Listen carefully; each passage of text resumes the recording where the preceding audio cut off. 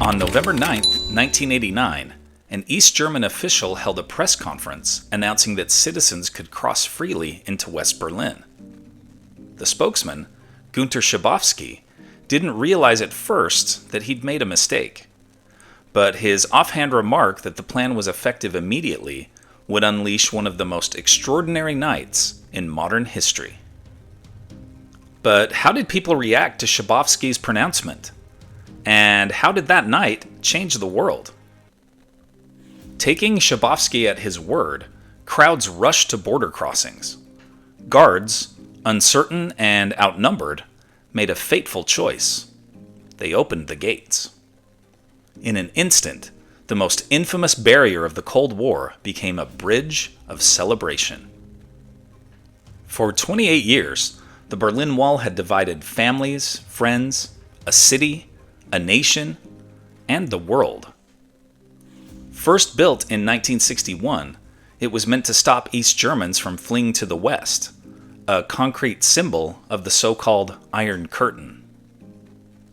Its 96-mile stretch, lined with barbed wire, mines, and 300 watchtowers, was guarded by soldiers ordered to shoot anyone who tried to escape.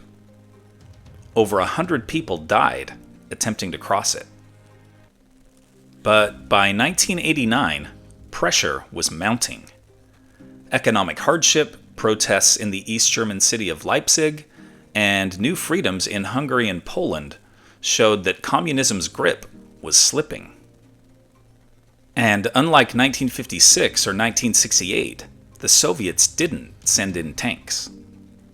Soviet Premier Mikhail Gorbachev told his allies to chart their own course and do things their own way, what one diplomat called the Frank Sinatra Doctrine. That night, as Berliners climbed the wall and chipped away at it with hammers, U.S. President George H.W. Bush chose restraint.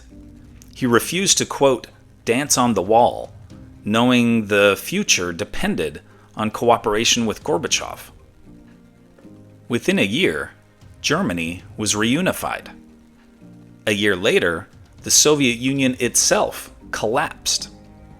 After more than 40 years, the Cold War was over. I was in 9th grade when the Berlin Wall fell. Growing up in the 80s, with the ever-looming specter of nuclear war, it was a welcome shock when the wall came down. In 2022, Mrs. Lewis and I visited Berlin and stood next to what's left of the Berlin Wall. Cobblestone marks throughout the city show its former location. My own memories of watching the events unfold on TV that October day flooded back. The 1991 song Right Here, Right Now by British band Jesus Jones came to mind, and we reminisced about how, quote, the world could change at the blink of an eye, end quote. The fall of the Berlin Wall wasn't planned. It was the moment when an accident met history's momentum, and a symbol of division became a monument to freedom. Here are other events that happened today in history. In 1620, after 2 months at sea, the Mayflower first sights land in what is now Massachusetts. In 1938, the Nazis launch a campaign of terror against Jews known as Kristallnacht. In 1965, a faulty relay in Ontario, Canada triggers the largest power failure in U.S. history. In 1966, John Lennon of the Beatles first meets his future wife Yoko Ono at an art show in London.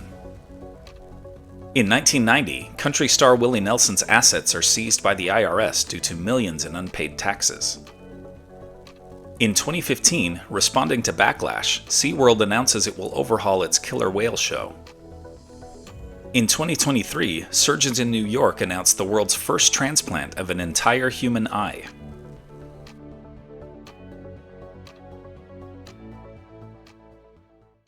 And now it's time for our Today in History quiz. In which Great Lake did the Edmund Fitzgerald sink? Huron, Michigan, Ontario, or superior? Liked learning about the fall of the Berlin Wall? Then you'll love this one about the Berlin Wall's construction. Tap the screen to keep the story going on Today in History.